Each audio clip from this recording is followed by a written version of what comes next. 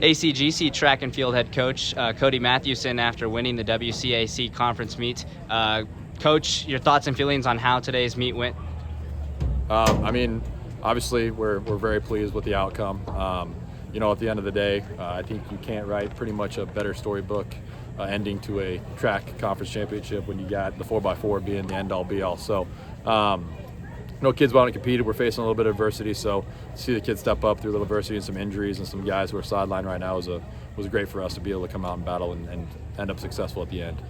It's always a big night when you're able to bring home a conference championship. What does it kind of mean to you to be able to help your team bring back a conference championship to ACGC? Yeah, that's the third school conference championship since we came together in 2016. Cross country's had one. The boys had it in 2022. So, honestly, we kind of probably had a score in about 107 points when we broke it down and kind of going and trying to compete for that second place spot. DMC, we knew had a very strong deep team.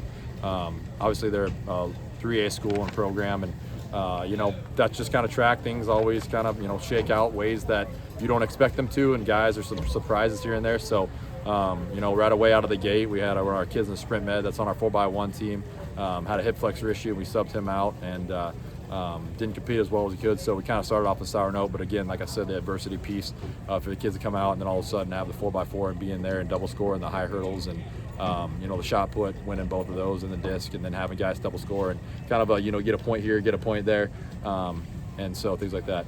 Hey, Brian, I still want to see you. I want to come shake your hand at least.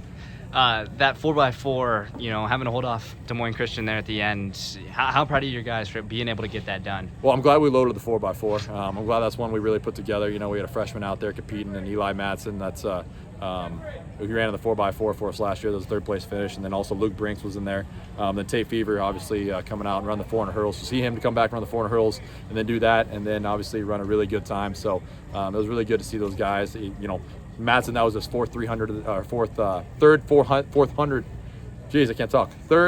meter of the night. So we kind of ran what his qualifying night was going to be like. So it was really good to see kind of times and comparisons and see what they could do and have him still be able to compete at a high level, because that's probably what we're going to see come next Thursday.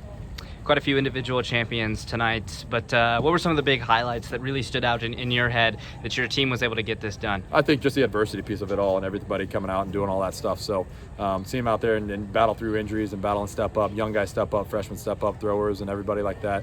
Getting a point out of the long jump and have a freshman go 19 foot, that stuff adds up at the end. So it was great to see all that stuff.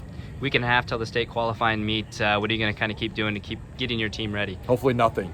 We just want to get off our legs, stay fresh. If it was up to me, we'd be done for the year, but it might be some little meets here and there, some using the last 2 meets as workouts. And like I said, just get guys healthy, fresh legs as we get ready to attack Thursday at Madrid.